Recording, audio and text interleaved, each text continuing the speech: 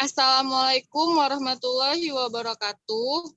Kami dari kelompok 9 ingin mempresentasikan hasil kerja kami yang berjudul pencemaran lingkungan.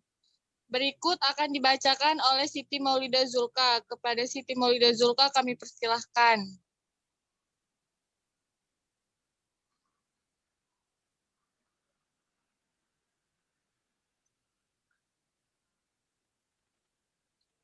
Pengertian pencemaran lingkungan. Pencemaran lingkungan didefinisikan sebagai perubahan faktor abiotik akibat kegiatan yang melebihi ambang batas toleransi ekosistem biotik. Misalnya saja penggunaan kendaraan bermotor ataupun alat pengolah bahan baku yang terkadang tidak sesuai dengan standarisasi lingkungan. Ada dua jenis bahan dalam pencemaran. Degradable, yaitu polutan yang dapat diuraikan kembali atau dapat diturunkan sifat bahayanya ke tingkat yang dapat diterima oleh proses alam. Contohnya adalah kotoran manusia atau hewan dan limbah tumbuhan. Non-degradable yaitu polutan yang tidak dapat diuraikan oleh kemampuan proses alam itu sendiri. Contohnya merkuri, timah, hitam, arsenik, dan lain-lain. Pencemaran lingkungan disebabkan oleh beragam faktor, namun faktor terbesarnya adalah manusia. Sadar atau tidak, kita telah berkontribusi dalam proses pencemaran lingkungan. Mulai dari pertambahan jumlah penduduk yang tak terkendali, banyaknya sumber-sumber zat pencemaran sehingga alam tak mampu menetralisir.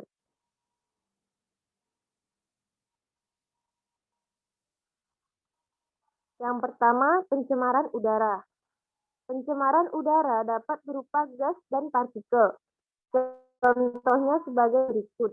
Gas H2S, gas ini bersifat racun, terdapat di kawasan gunung berapi.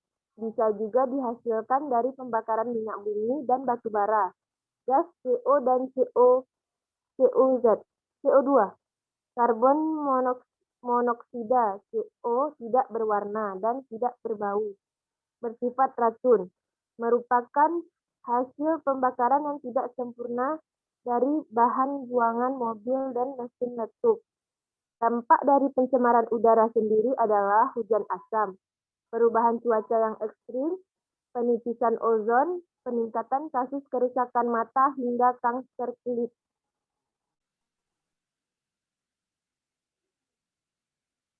Yang kedua, pencemaran air.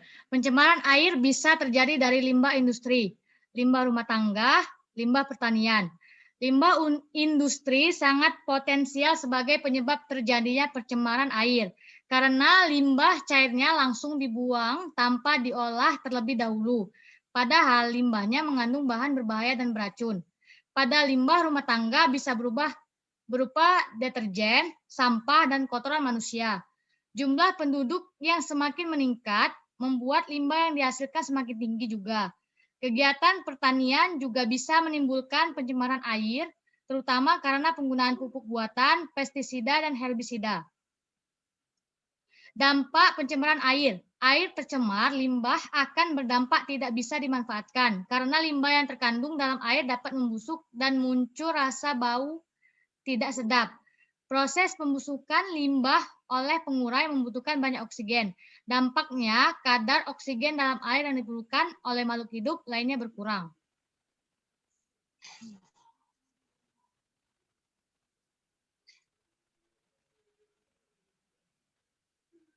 Yang ketiga, pencemaran tanah. Pencemaran tanah pada umumnya disebabkan oleh zat-zat kimia yang dibuang secara langsung. Pencemaran bisa juga oleh sampah anorganik yang tidak bisa terurai. Pencemaran yang masuk ke dalam tanah kemudian terendap sebagai zat kimia beracun di tanah. Itu akan berdampak langsung kepada manusia ketika bersentuhan. Lalu penyebab pencemaran tanah bisa dari berbagai hal seperti limbah keluarga atau kegiatan pertanian. Limbah keluarga berupa senyawa anorganik yang tidak bisa terurai oleh mikroorganisme. Sementara limbah pertanian dari pembangunan pupuk buatan. Zat pemberantasan hama dan pemberantasan tumbuhan pengganggu.